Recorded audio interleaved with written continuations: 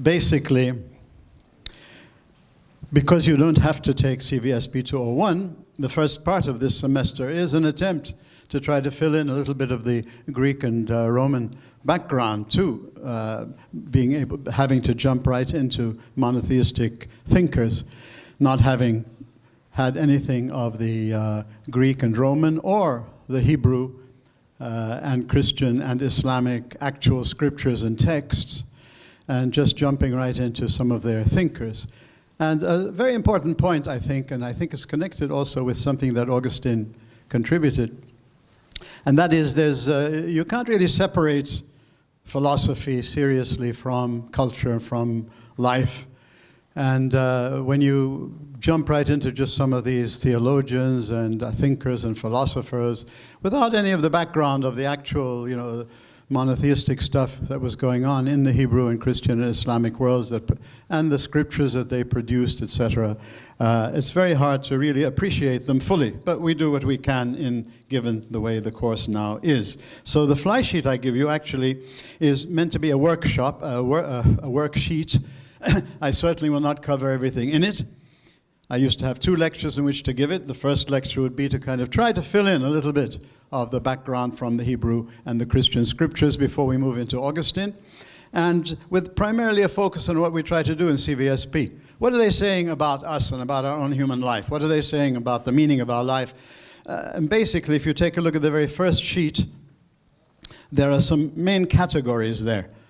What do each of the cultures we study in a program like civilization studies, when we're not doing social science and we're not doing sort of an empirical study of these cultures, we're trying to have a bit of a dialogue, a bit of an introduction into the way they came to think about human life and what gives meaning to human life and the way they presented it in various texts.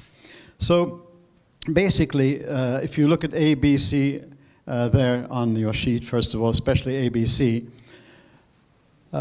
when we think about life fully and generally in a global way, if you like, there are 4 primary concerns that a human being has when one tries to put into words or express through philosophy or theology or literature or whatever how we understand human life and what gives meaning to human life. The first one is, of course, the divine and the cosmos.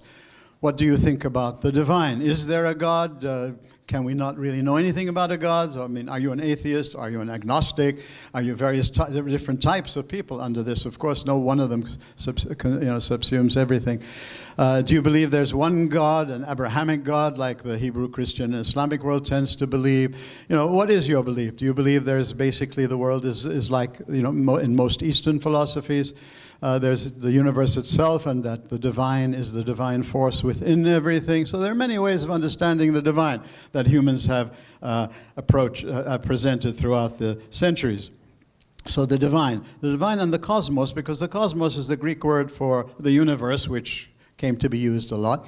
And the universe can either be itself divine, or it can be the creation of the divine. And so that brings us into monotheism. One of the main things in monotheism is the way monotheists tend to understand the divine is that the divine is separate from the creation.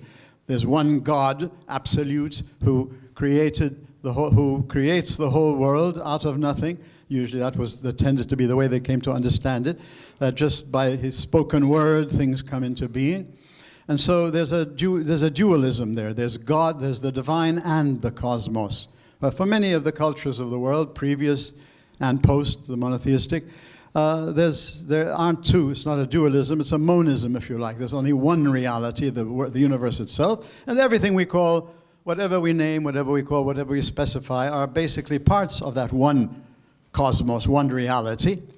For the Greeks and the Romans, they tended to think of the cosmos itself as divine because it was eternal. It was the primary factor in everything that happened. The system, if you like, the structure of the cosmos was what really put limits on anything and everything else, the gods and the humans. All this is taken in 201. So now jumping into 202 and having to sort of just flash at you some of these points. The divine and the cosmos. A few points that one needs to get into. And then the third item would be the human being. How do we look at the human being? We used to use the man with a capital M, but because that has the connotation of the male, and of course the female is the true representative of the human race, so we still use the capital, with a capital M, but understand when you see man with a capital M, it means the human being, male and female. And then finally society, the socio-political economic situation which we're in.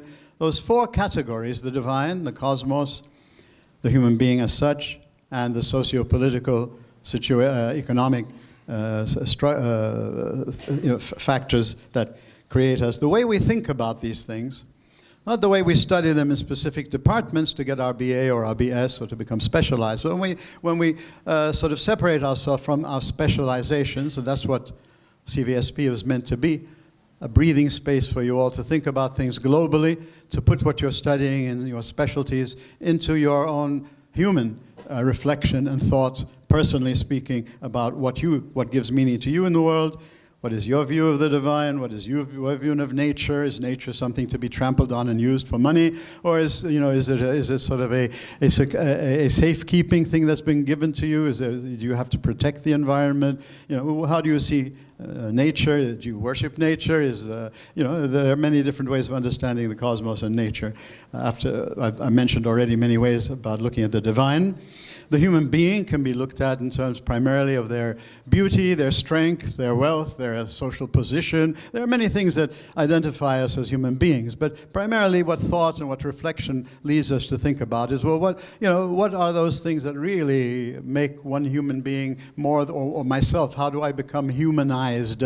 My humanity is not something just given. The existentialists in the 20th century, it went to the extreme of saying we create ourselves. We come with a blank sheet as a human nature, and we create our own human nature by our decisions, by our choices, by the way we live. So the human being as such means a reflection on what makes me. Is it my wealth? Is it my strength? Is it my beauty? Is it my popularity? Is it my social position? Or is it my empathy, my ability to put myself in another person's place? Is it my critical examination of life, my reflection on life? What is it that makes it, that gives me my humanity as such? Or how can I develop it? How can I become more humanized? And then, of course, society. What kind of government should we be in? A democracy, a monarchy, an oligarchy, etc., blah, blah, etc. Lebanon, of course, is the perfect society. But you can base it on what you see in Lebanon. You can see how other people might see the world could be differently. And so under society, I just put a few buzzwords there. From the Greek world, you had the polis, was the primary focus. Then in the Roman Empire, the cosmopolis, all right? The whole world is my polis, my city. The church now for the Christian world, the ummah for the Islamic world, social contract theories, classless society, hoped for in Marxism. There are many ways of understanding what society is, what you'd like society to be like, etc., etc. And then, of course, other main topics on that first page. If I had a full lecture, I'd like to just go into all of these things, but I have to skip all this. But at least have presented it to you. Knowledge, different people understand knowledge in different ways. They understand different aspects of knowledge, different types of knowledge. In the modern period, the scientific and mathematical-based type of knowledge became sort of like trying to, hijack the whole term knowledge. But knowledge is always much more expansive, has always been much more expansive than just what any one particular group or what particular epoch tries to tell us it is. Virtue and vice. Good and evil, virtue and vice, excellence and mediocrity, love and sin in Augustine's world. Evil, is evil something real, or is it just sort of something? Is it just Maya? Is it just appearance? Is it something? We're not seeing things clearly enough. That everything is basically just it and just good. If anything, there's no real evil. Or is it evil? Is evil avoidable? Is evil inevitable? Is there radical evil? Augustine will try to convince us that he comes to the conclusion after he believing in more of the Greek and the Roman world of that the avoidability of evil.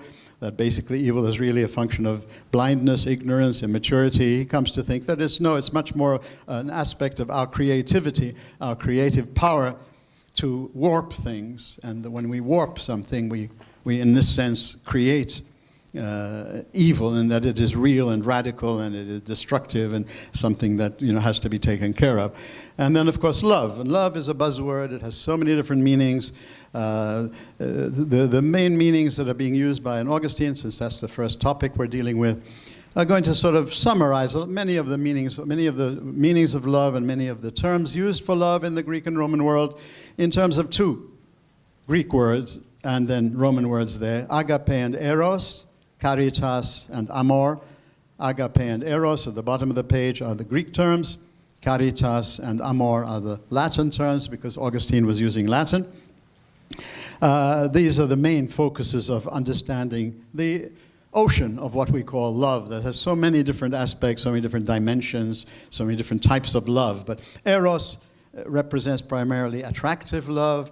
We're attracted to food, to drink, to sex. We're attracted to other people. We fall in love with them, or etc. Attraction, or being sort of rejection as well. But that eros, our attraction type of love, in Plato's philosophy, it becomes what moves us upwards beyond the material into sort of loving the intellectual and the spiritual and the mental. So love is that driving force that drives us to be attracted to things in the world, and supposedly, hopefully, higher and higher, more and more useful.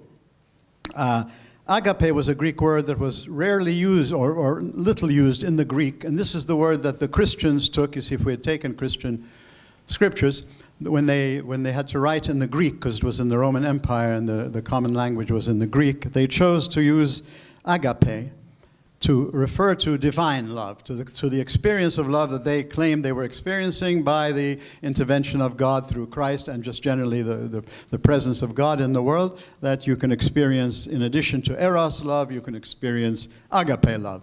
And the main difference, of course, is that eros love is you being attracted to something. Agape love of the divine is the recognition that the divine in monotheism is actually coming down to you, the meaning of revelation, or that God is coming down to the human race. God is concerned for the human race. Love, of course, is not attraction love, but love meaning taking care, concern, being ready to forgive. All the things that monotheism presents are usually used in the term agape.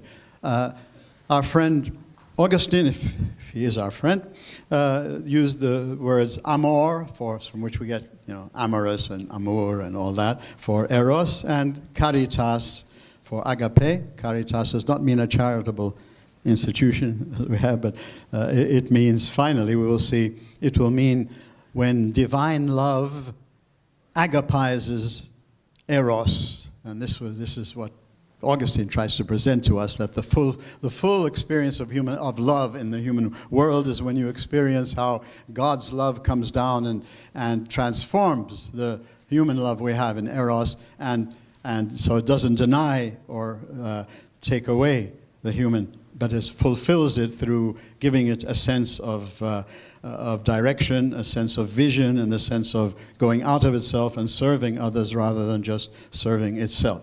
So that ends much of the first lecture on the first page. But let's go up to the top of the page so I can put you into the context a little bit more broadly. From Plato to Augustine via Plotinus and Abraham.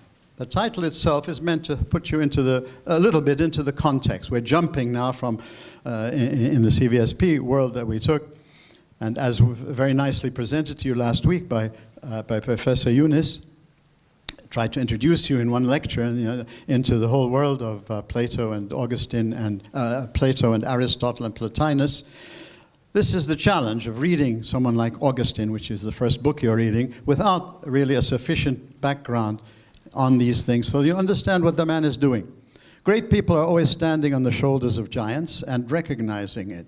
We all stand on the shoulders of giants, but most of the time we like to think we're discovering the wheel for ourselves, and we don't like to give credit. So for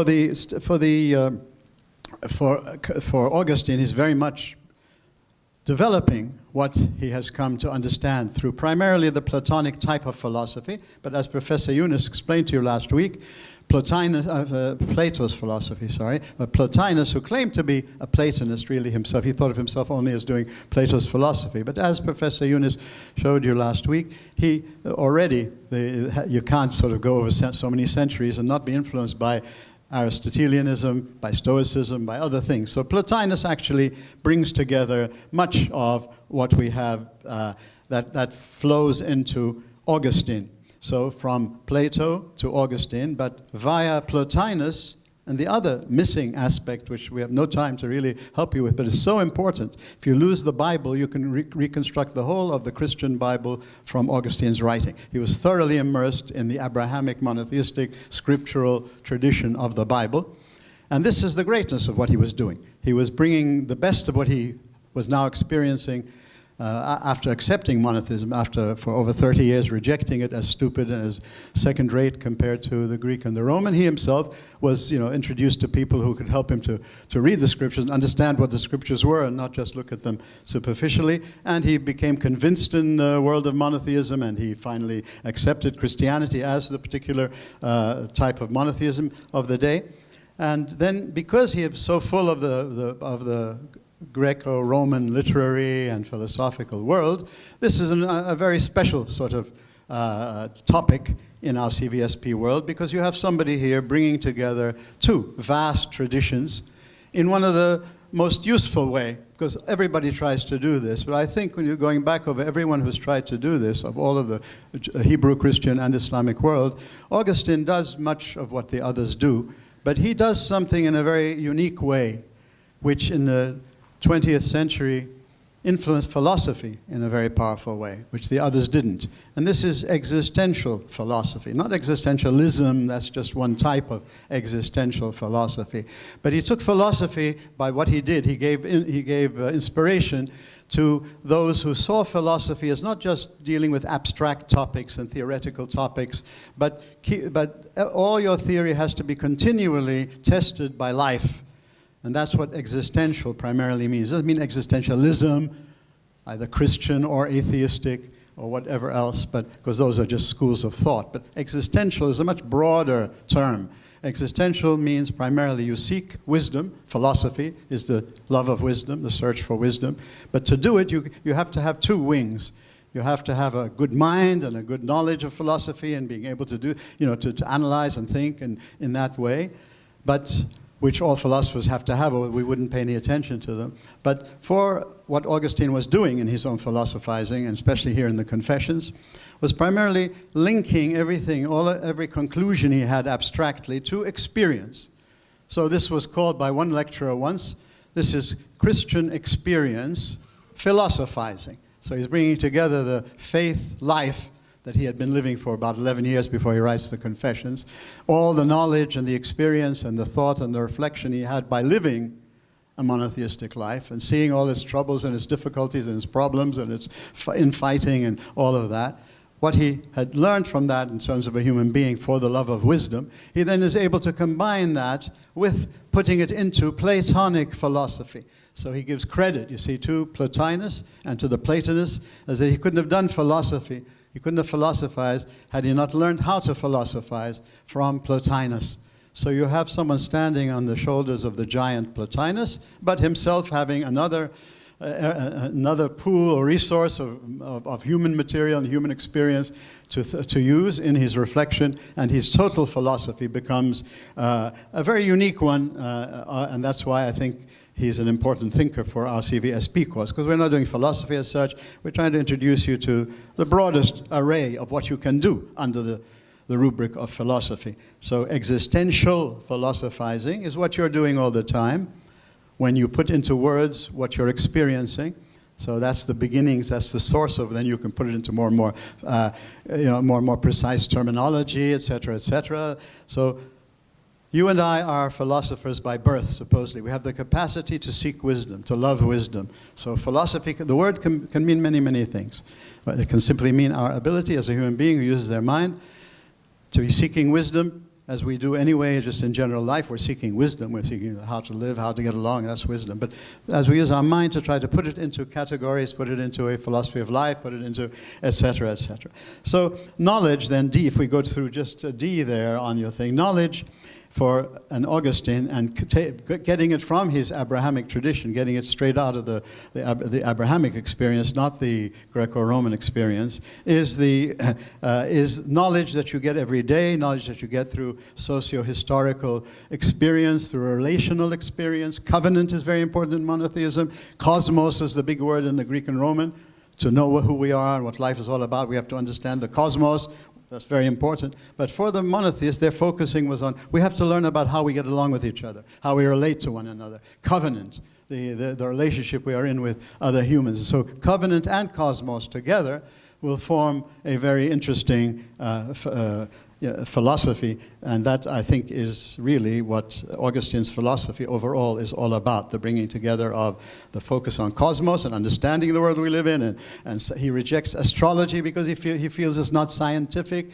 He rejects the Manichaeans because they were claiming to be scientific, so he was very much concerned for being scientific and being rational and being logical. And that's why he dismissed the Bible and the writings of the Bible, because they didn't convince him at that level. He meets some great Christian thinkers who help him to understand how you are supposed to understand scriptures in the very first place. They're not just dead texts and dead words. They're food for life, and if they're not lived, then they die in the text they're in. He brings the two together. So knowledge is not just the abstract. It's not against the abstract and the theoretical, but it goes beyond the abstract and the theoretical definitions that we get in Greek and Roman philosophies to beyond it. So not against it, but using it, but bringing more out of what it can do to existential knowledge, existential, which is concrete, personal, historical encounter, the type of knowledge you're getting every day, what you thought university life was like, not abstractly, and now more and more what you're learning it's about, is something you're getting immediately. And then it's a secondary process of putting it into words, into philosophizing, etc. But if your philosophy is just abstraction, just into knowledge, just into, they never tried to give you proofs for the existence of God, because they claimed they were living the presence of God, the reality of God. It was influencing their personal lives, their social lives, their historical lives. That's why they believed in God. The monotheistic world, that Augustine was part of by now.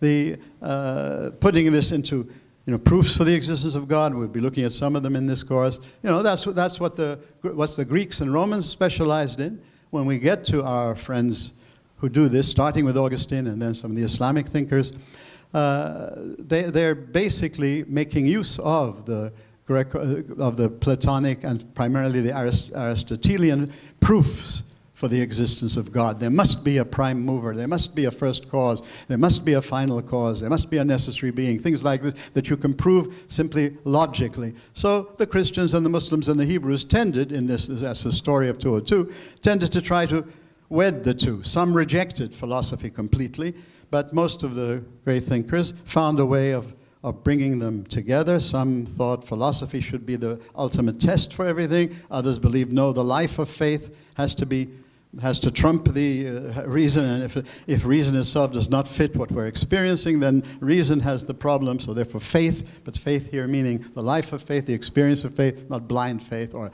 a doctrinal or dogmatic faith, that the two together. So again, if we looked at virtue and vice, love becomes a big thing now for Augustine. Agape love is now a new item in the experience of, or the claim of it. Right? Does it exist? Does it not? That's another question. But the claim now for an Augustine is he is experiencing agape, not just eros, and that the experience of agape, the experience of divine love, helps him now to put into context the Greco-Roman thinkers. And so he thinks they were great thinkers, but they were lacking in this agape love. And he put it into two Latin words, superbia and humilitas. Superbia means arrogance, pride. And humilitas means humility. And humility doesn't mean feeling bad about yourself, but humility means readiness to serve. When the strong is ready to serve the weak, not just oppress the weak and make use of the weak, then this is an expression of agape, agape love. So basically then, for him, the experience of God's love is the experience of a greater power doing good things for the weaker, forgiving them, bearing their insults, giving them many, many things. This all flowed into his understanding and his description of agape and love along with eros. So eros needs to be, in a sense, formed, educated, developed, matured, because on its own it can be very selfish. On its own it can lead to superbia, the philosopher thinking he's the superior being, because, judging humans just by that standard, rather than by looking at the human being in terms of their everyday relationships. Love, the way you treat other human beings, what your empathy, your ability to put yourself in the place of another human, your ability to forgive another human, your ability to actually sacrifice for another human. All of this is the stuff of Augustine's philosophy and Augustine's confessions. Now, one last thing there. Faith, hope, and love under virtue, that this is what the experience of the divine monotheistically, supposedly, it's put into words now, theologically, faith, hope, and love. So you have the four great virtues that Plato had presented: justice, wisdom, courage, self-mastery. These are the four. Plato says this is the full complement of goodness. Life is about goodness for Plato and Socrates, and the full meaning of goodness can be subsumed under justice, wisdom, courage, and self-mastery. All right, the monotheistic thinkers accepting that and using it and admiring it say, but it leaves out faith, hope, and love, three other virtues that the monotheist supposedly claims they are experiencing. Faith meaning a window to human wisdom that is not available just to reason. So faith and reason is what we're really dealing with. There's reason for everybody, but the claim now that in addition to what we have as reason, we have another window into wisdom, into knowledge, into enlightenment, and that is faith. Faith enlightens your reason, gives you the fullness of wisdom. Hope is what really strengthens courage. See, in the Greek and Roman world, courage, if you're a hero, you're ready to die, etc. Okay, but, it leaves out the kind of something that helps you to do all that, if you're not just born to be a great hero or something, but that hope. So hope for the, supposedly, because of the experience of the divine in faith, in ongoing life, hope now becomes something real, not just a possibility, but just like what you're experiencing now is real, then the future that is promised to you by the God that you're experiencing is also real and sure. And so you have another impetus for courage, for sacrificing yourself for something more important, and that is the hope that you will be rewarded and that it will give you. So it gives power to courage, hope, and love is what, for these people, is the whole point of self-mastery. We don't control ourselves just to control ourselves, and and with superbia, as Augustine would say, to just present ourselves as the wonderful person who has such discipline. I can control myself. Superbia, me. But rather, love is what gives meaning to self-control. I control myself because I love my fellow human. Love your neighbor the way you love yourself. Therefore, I won't steal their wife, I won't cheat them, I won't lie on them, not just because I have self-control, but because I have agape, love of, loving my every human being the same way I love myself. Okay, vice and evil, finally. I thought I wasn't going to go through this, but I think it's important enough. Your teachers can take you through through Augustine sufficiently, I'm sure. This is a background that's necessary. I'm hoping that we can start to have 2 lectures again, at least on this material, so I can have one for what I'm trying to do today and one focusing on Augustine. Sin comes to mean, the basic of sin is not just breaking a law, but sin is primarily, humanly speaking, betraying someone. So when you sin against God, you're betraying God. You're not just breaking a law He's given you. When you sin against another human being, you're betraying that human being, because that human being is meant to be your brother, your sister, as you see in society. We're all family, supposedly. Humans are all created in the image and likeness of God, which, if you read the scriptures, it doesn't mean, Someone, when we were doing evolution in 204, came and told me, well, the Bible says God was, the humans were created in the image and likeness of God, but we know through evolution that we have developed through ape-like creatures. Does God look like an ape? Obviously, that's not the meaning. The meaning of it, if you read the scriptures, is a family-like relationship. The human race is seen to be kind of like the children in this sense, in this spiritual sense, not a physical sense, of the divine, and therefore the divine has a parental relationship and care and concern for the human. But because all humans, every human, male and female, are in the image and likeness of God, that this is, therefore, whenever you sin, you're either betraying God alone, or you're betraying God and your fellow man, because humanity is seen as a kind of a family in this kind of imagery. So it's not just breaking a law, it's not just going beyond your limits, hubris, and the meaning of arrogance, arrogating to yourself something that isn't yours, which is, of course, part of vice for any real thought. But here now it has this human, this personal bite to it, that sin primarily means consciousness that you are betraying someone. And so evil in this particular world, once again, is not just part of the cosmos, something inevitable, just part of the world itself, something we call evil rather than good, but it's rather something conscious, personal, radical. When we consciously and with understanding and with freedom, we betray someone else. This is the evil that is really the focus. And so, as you read Augustine, this is, this is one of the first times somebody really tried to look into all of these things philosophically. And so you may misunderstand what he's saying. When he says he finds evil even in babies, he isn't saying the baby is evil. He's saying, he's looking at the whole of the universe and how come there's so much evil in it. And he says, well, even in a baby you see evil. And you see the things they're doing are not good. The baby isn't responsible. Obviously, that's not the meaning. But they're doing things that you couldn't call good. So that evil is so widespread. This is for him the challenge of to his Greek and Roman philosophy, where primarily for the Romans, no human does evil consciously. All right? No human does evil consciously. When we do evil, we're ignorant, we're not free, we're et cetera, et cetera. Augustine, in what you're reading in the Confessions, through his existential approach to things, his phenomenological approach, these are fancy words from philosophy in the 20th century, studying things descriptively, in detail. The devil is in the detail. Get away from your abstractions and your big words and all that, but see what's happening on the ground. He was very much impressed by, after experiencing the great goodness and love of God and of the of the community and all of that. Then you see evil becomes more of a challenge. Now you have a problem of evil. If there is no great God, then evil is not such a problem. You can try to understand it. But if God supposedly is so good and so loving and so forgiving, how can he allow evil to exist? And so he was one of the first people to really look into this beyond just what the Greeks and Romans had done. They had tried to do it sort of in an abstract way.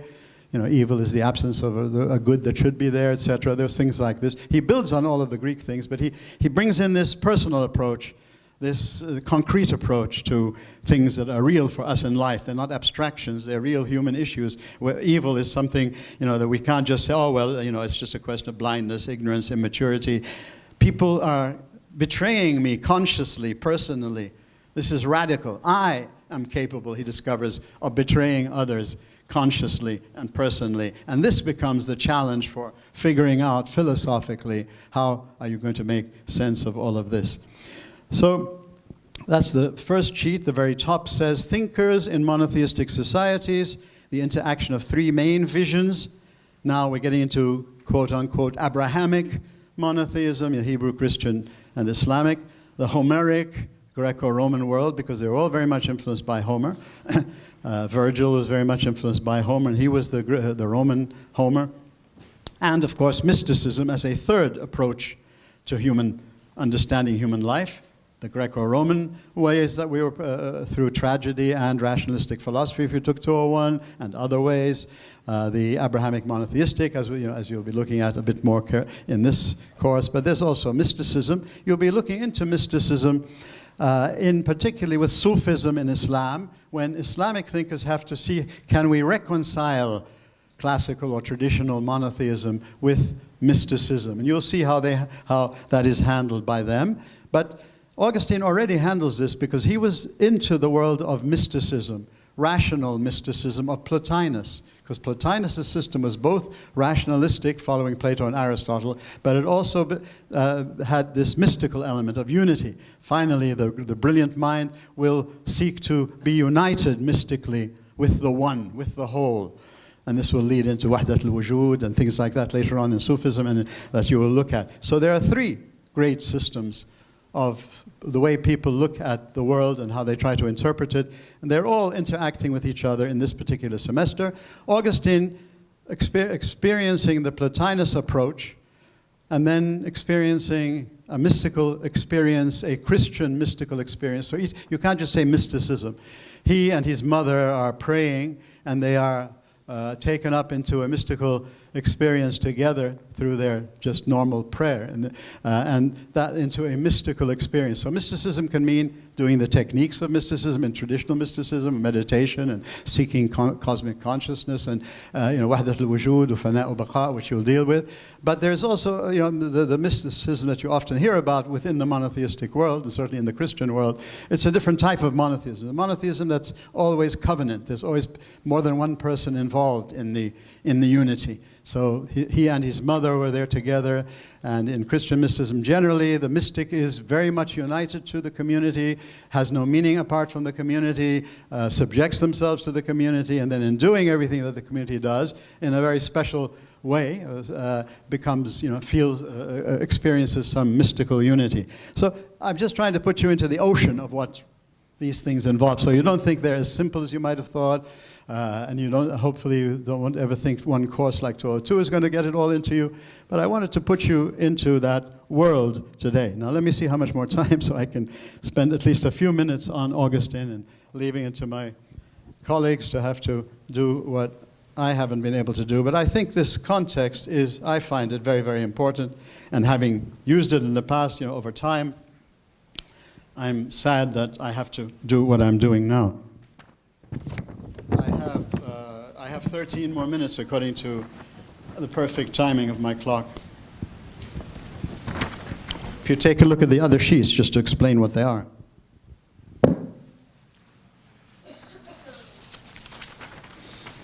The rest of the other sheets would be the second lecture.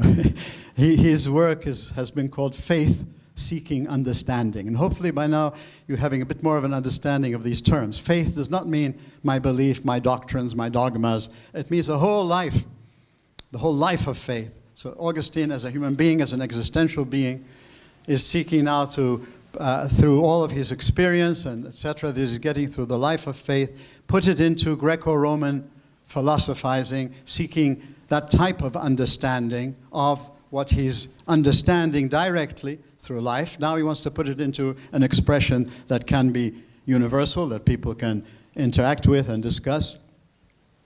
So first of all, the very top of that page, varieties of faith. Faith can mean uninformed belief, just blind taqlid. It can mean legalism, a law, if you keep it, you go to heaven or hell.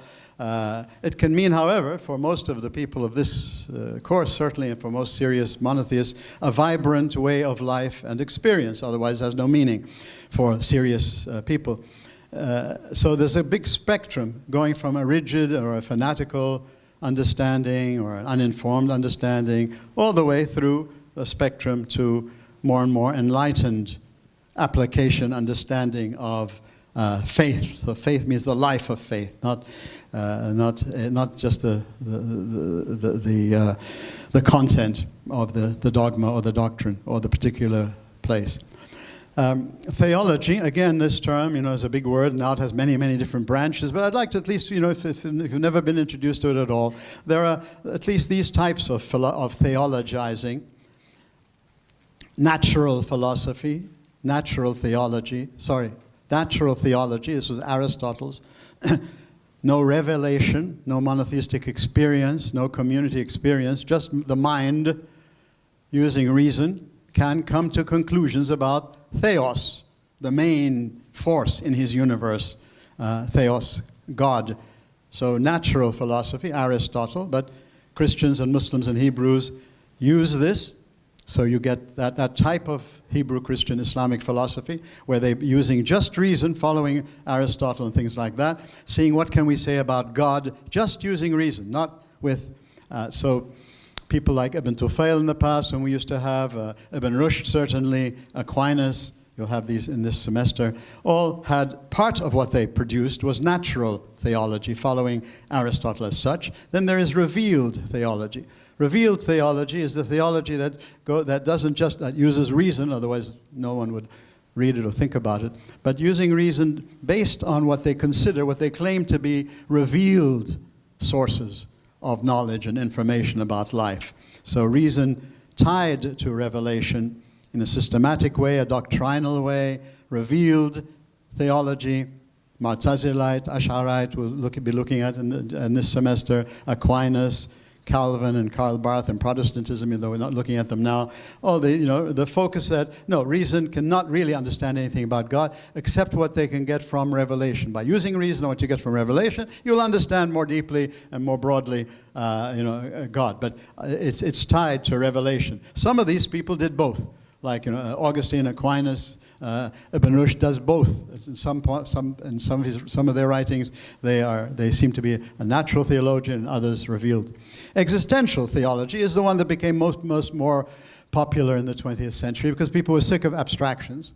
So from the time of Kierkegaard in Christianity, and then followed by people were doing that kind of thing before him, like Augustine and Pascal, and then later you had you had things like Dostoevsky was primarily finally doing this kind of thing, even though he wasn't a theologian. But existential theology means the attempt to understand God, but through primarily your life, and therefore using reason primarily on life. Being aware of all the abstraction, all the doctrines, but testing them all the time by life, existential.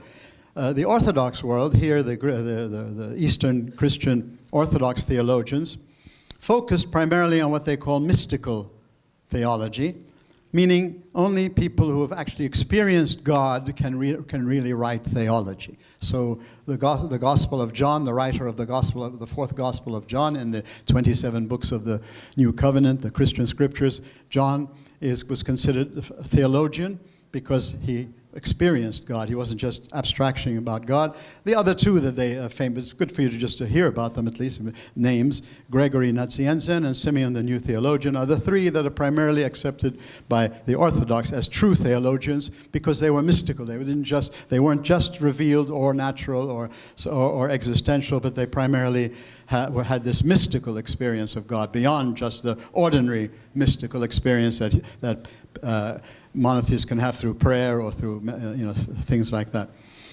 So the approach that Augustine really flows into, and that I hope you will be able to get some sense of it as you read his Confessions. That's why we choose the Confessions and not one of his more typically philosophical works, is I've written all the things there, and you can read them for yourself and understand them. They enhance dialogue. They allow people to get away from their rigid beliefs. They build bridges, an existential approach, a phenomenological approach. But in the very first place, reminds you can never know fully, or you can never put into words fully what you want to be talking about here. So be humble. Listen to others. Put yourself in the place of others. Be descriptive. Don't be prescriptive. And this is one of the one aspect of Augustine's work is precisely that. At the very bottom, examples.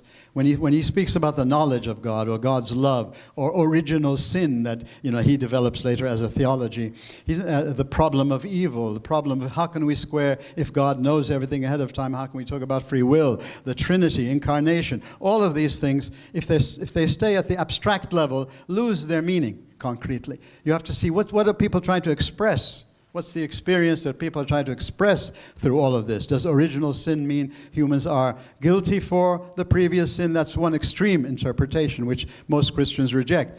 Original sin simply means the awareness descriptively that we're not living in a perfect world, and that because of that, we have a tendency to be selfish, and that therefore we would tend to betray others. And so it's sort of packaged into our humanity. We're no longer an Adam and Eve, or whatever they symbolize as humans who still did not know evil, and God tries to tell them not to know evil, you see, existentially. You don't need to experience evil. No, they wanted to experience it because they thought this would give them more of something or more power. That's the symbolism. That's who we are as human beings, that we don't have to go into evil, but there is something now in us, because we're one human race, we're not each one a human race on their own, that we have this predilection to betray, to sin, and that this wasn't necessarily God's plan for things, and that God has a plan to do something about that. That's what the whole Christian operation is about. All of Christianity is really just all about Christ, what God was doing in the Messiah that the Hebrews were expecting, and that this supposedly for Augustine really is the heart of everything he's writing. The other stuff there, your teachers, I'm sure, can help you follow through. I did want to just say one word, at least, if I have 2 more minutes. I don't have my clock here, about what the other 2 pages are about, what the topics. Reason and revelation. I prefer to think about it as reason and faith, really, finally. But you can see how there were different people who put these things together, some examples of them. What faith-seeking understanding means concretely in Augustine's work. His own understanding, what he was doing, a man who progresses as he writes and writes as he progresses. So when people read something he's written earlier and they say that's Augustine, they miss the point that this was very much a developmental philosophy and theology, that he was all his life testing everything he was saying right up to the very end. So you can't read Augustine in one place, say this is Augustine. You have to. That's why the Confessions is useful, because it gives you, this is this type of philosophizing. Philosophizing that's ongoing, that's existential, that's bringing together reason and the life of faith. And some quotations at the bottom from other texts, not the one you have, about the interrelationship of the two. Now, a second lecture would have focused on what we have on the last sheet. On the back you have texts, and pages that you'll find in the book to evidence it, but it's primarily to focus now on his view of the human being, his philosophical anthropology. How did he understand the human being? All right, 3 aspects of the human being primarily. He finally looks at the understanding, the will, and memory. These 3 things, memory, understanding, and will. Memory for him means the totality of our human consciousness, in which our whole history is presented, so that we can go back to the past is alive, and we can still do something about the past, and that primarily we are futuristic animals. The future affects us much more than anything else. We don't just want to know the past so that we can do better things in the present, as for basically Thucydides and others of the Greek and Roman world. He adds the element of expectation, because now there is hope, supposedly, and that what we expect is really the philosophical focus, should be what are we living for?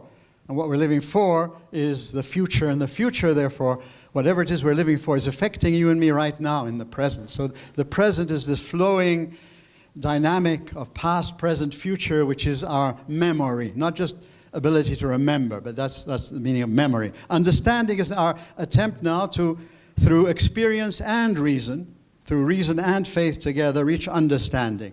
So understanding is not just a rationalistic thing anymore, it's an existential thing.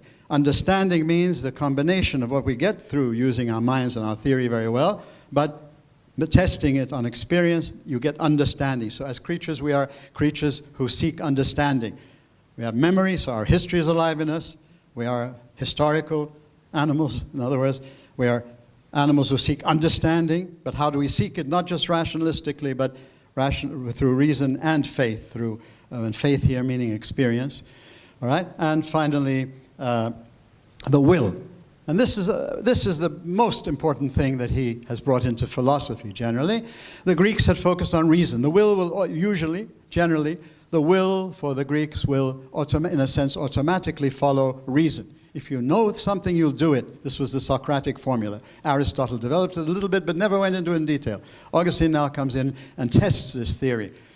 Do we always do what reason gives us, or isn't there something else, another power that's our power, that's us? I am will. I am memory.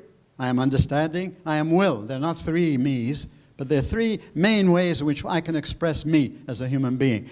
And will, therefore, is my decision-making, my choices, my going with reason or going against reason. I have the power to go against reason. And this is the heart of sin in Augustine. It's understand it clearly. It's not breaking a rule simply or something you do out of ignorance or immaturity or that. It's always conscious. It's always, on the contrary, it's very... you're not really sinning unless you're really aware, unless you're really free to do what you're doing, and choosing to betray. That's sin in Christian theology. Sin has to finally mean you are conscious that you are betraying God and you are betraying another human. Otherwise, you're just making an error, a mistake, you're breaking a law, blah, blah, blah. That's fine. And if you believe that's what heaven and hell is all about, don't break laws, do that, fine, then that's your monotheism. But for this monotheism, it's more a question of how you relate to other humans, and therefore your love, your care for other humans will bring you into heaven, because you'll be in heaven already. And your betrayal, you're already in hell. And so for Augustine, hell and heaven are not just future. They're already being formed in your choices right now. And what is heaven and hell will simply be the fruition, the fulfillment of what you do right now. If you're not running away, do I have another minute? No, I don't have another minute. Thank you. I would have liked to say one more thing, but